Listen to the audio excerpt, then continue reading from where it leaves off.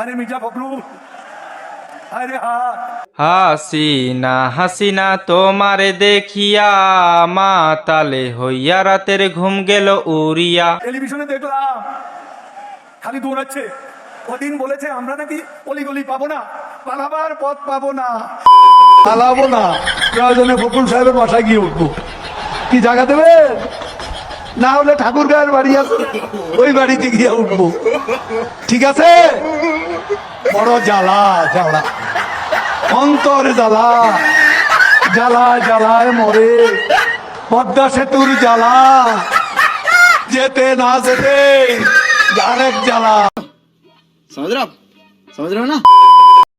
আমার নাম কাদের, সবাই বলছে কাউয়া কাদের। এই ধরনের ব্যবহার করলে কিভাবে রাজনীতি করব? আমার লজ্জা করে, রাস্তায় বেরোতে পারি না।